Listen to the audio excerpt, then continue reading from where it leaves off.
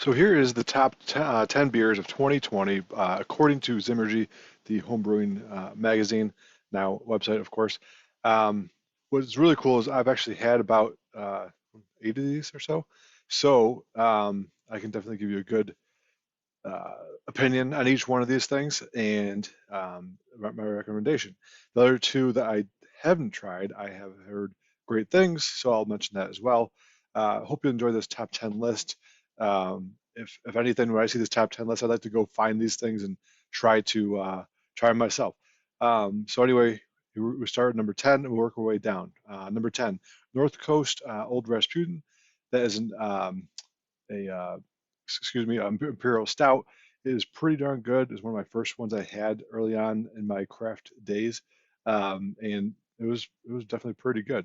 There's a lot other ones out there that are probably better, I guess, but that's because they're like kind of newer recipes and they have a lot of newer nuances to them. Um, Old Rasputin is more of an old G throwback, whatever you want to call Imperial Stout, but it's still really darn good, and I highly recommend trying it. It's usually there, the Bush's mix your own six pack stuff here in Michigan. I'm sure there's all over the place because North Coast is pretty big.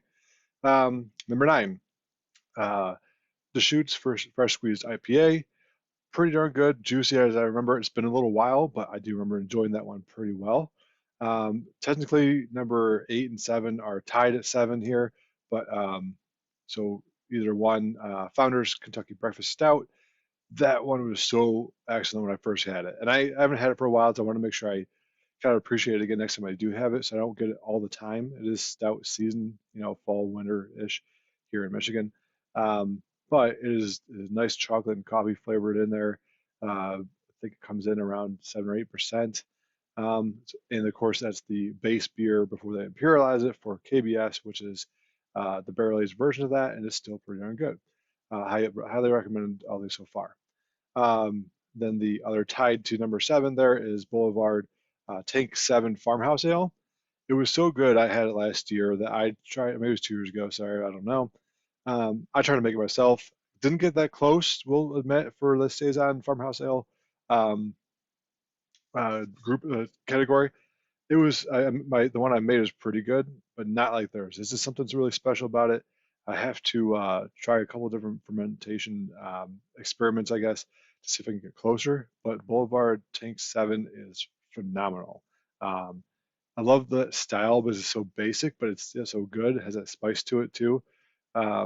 It's amazing. I can't recommend that one enough. It might even be my favorite one out of here because I don't see a lot of the farmhouse ales and saisons out there. So that's my reason as well. Number 6, Three Floyds Zombie Dust. So that was like their like everyone talks about Zombie Dust. It's really good from the famous Indiana Three Floyds Brewery. They don't distribute outside of there, but I did get it luckily at the Toledo Zoo of all places last summer, I think it was, um, 2019, not COVID year, and it was awesome. I want to try to get on draft is what I really want to try next. Number 5, Bell's Hop Slam. Um, Hop Slam is definitely a beer that is all the internet or the Facebook groups are like, oh, it's overrated, it's overrated. Oh, come on, it's still a darn good beer. It's maybe the hype is too much sometimes because people are like, oh, it's not that great. It is pretty darn good though. It's a Imperial IPA.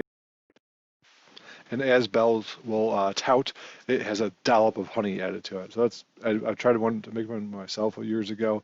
I was a newer home brewer, so I want to try that again probably because it's a darn good one with a pretty crazy hop schedule as well. Um, Speaking of hops, number 4, the Alchemist Heady Topper. This is the one I have not tried. I do really, really want to try this one. It's I think it's pretty much one of your original, I'm pretty sure, original New England IPAs. So it probably tastes a lot like the New England IPAs that are out right now. Maybe it's even better. I'm not sure. I want to try it. Um, I've tried to get some trades going on that thing, but then, you want to get it fresh. So I want to find someone that can get it to me real fresh. So if you're the one that can do that, let me know, and I'll find something that I can get over here in Michigan that you can't, and we'll switch. We have a nice trade there. Um, Number 3, Sierra Nevada Pale Ale. So this goes back so far to my Marine Corps days in the 2000s. I tried it and was like, wow, this is kind of like a dark beer, which obviously is not even close. It's a pale ale. But at the time, it seemed like a dark beer, and I really didn't know what to expect. I really wasn't getting the full hops flavor out of it as I probably should have, because I didn't know what I was tasting, I guess. But then I had it later, it's a darn smooth, good pale ale. It's just, it's formulated back in 1978 when the brewery first started, all before the craft breweries started popping up in the early 80s, like Bell's and stuff like that. Um, it's it's the real throwback, the old G. Uh, anyway, I definitely recommend trying that one as well. Number two, this is the last one I had that on the list that I have not had, but again, I've heard great things. Russian River Pliny the Elder. So I know I've heard um, it's a little over bittering sometimes, but that's all from random reviews on Facebook, so you never know what to trust there. So I would definitely get your hands on one and try one though, because it doesn't hurt to try one that's as popular as this one is talked about. So I definitely want to put that out there. Just if you have access to it, get it definitely. The number one, just the new Dadweiser of craft beer, as I call it, is Bell's Two Hearted Ale. Real simple formula to it too, just with its, Centennial hops. Um, I really enjoy this one. If you go to the store, you look for something new. That's how I look for my craft beer at the store.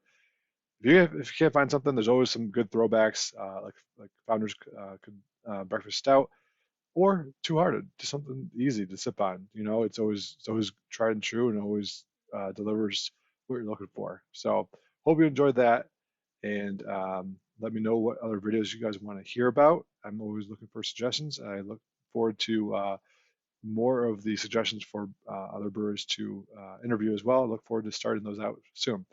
And thanks for subscribing. Cheers.